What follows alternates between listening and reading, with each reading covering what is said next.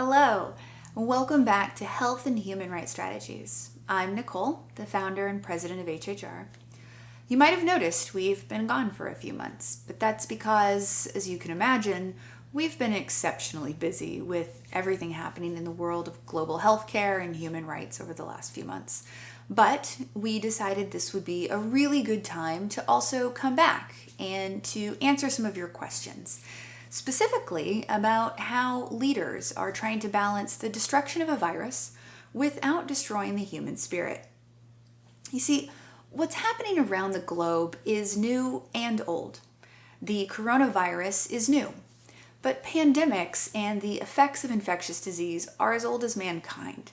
And when we think about how to grapple with the situation in front of us, we should be looking to the past for guidance. Because this is about far more than a pandemic. It's about humans. Specifically, this is about human behavior.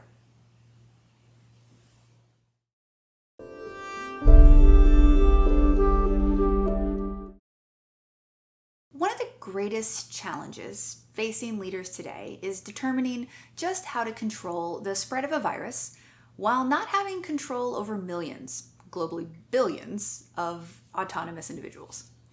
Local, state, and federal governments are having to make decisions daily, even hourly, about how many restrictions to place on the American people. And if you've been following the news, you know that states and cities are taking very different approaches.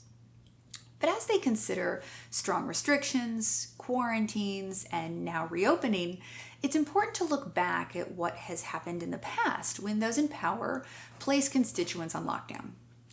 This is not about fear, but an honest, informative conversation on how and why our neighbors react and behave the way they do. First, a quarantine is a state or place of isolation in which people are animals that have arrived from elsewhere, been exposed to an infectious or contagious disease, or placed. Thus, quarantines are something that is imposed on you and done to you.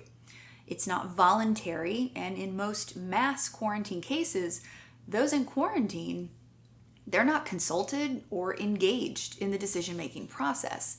And thus history has taught us that whether it's caused by fear, frustration, or the helplessness that comes with imprisonment, humans do not respond well to being forced to do things.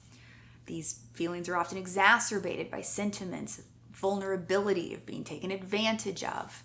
There's also outrage that accompanies the gained knowledge that in most cases, the resources we need are not available, and it's difficult to prepare for the unknown.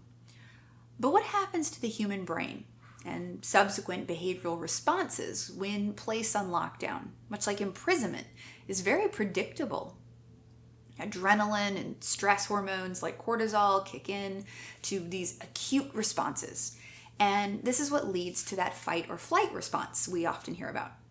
What this really means is that our sympathetic nervous system, so the involuntary things like your blood pressure, heart rate, pupil dilation, they kick in so rapidly.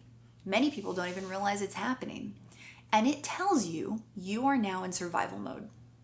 At this point, you'll have an almost uncontrollable response that either tells you to stand your ground and fight, or turn and run from the danger.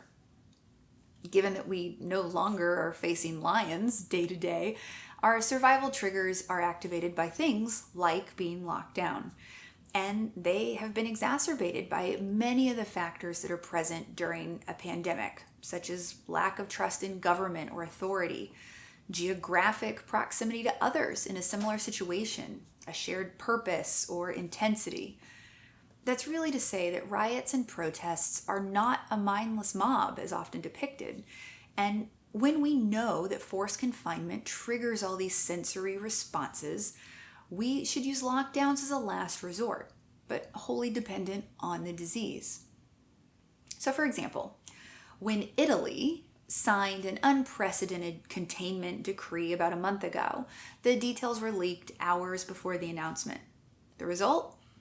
Thousands of Italians packed up and fled, taking the virus with them and highlighting how much people did not want to be locked into place.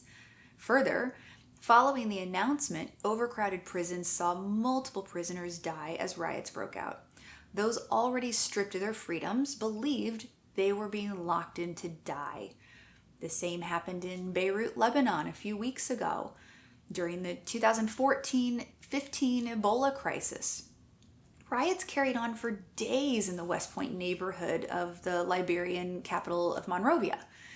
About 70,000 people woke up one morning to find themselves blockaded into a poor area, including checkpoints and buffer zones, according to an NPR reporter on site. But to make matters worse, a government official was escorted out of the zone, causing an eruption of outrage, violence, and inevitably the spread of Ebola. Their rage was both predictable and reasonable, as they saw it. An injustice was done, and others were deciding who lived and died. In the 1700s, the Russian plague ravaged Moscow, and the city found itself in a quarantine with many deaths, including murdering the archbishop. Throughout the 1800s, the cholera pandemics, there were 7, led to no less than 70 riots across the globe as people didn't know where the disease came from. And many believed that city and national governments weren't telling them the truth. In Milwaukee, Wisconsin, Laredo, Texas, there were protests around the start of the 1900s due to smallpox isolation. And prisoners in Mexico rioted during the H1N1 swine flu outbreak in 2009. You see, the examples go on and on. The lessons learned from history should not be forgotten today. Humans do not do well in prison. And in the face of perceived inequality, they're quick to move to a fight or flight response. So in the coming days, many will predictably view the lockdowns, the quarantines, and the stay-at-home orders as punishment and imprisonment. And without having comfort that they can provide for themselves and their families, pay their bills, and have access to plenty of food and water, we should expect that 2020 human beings are going to behave no differently than our ancestors.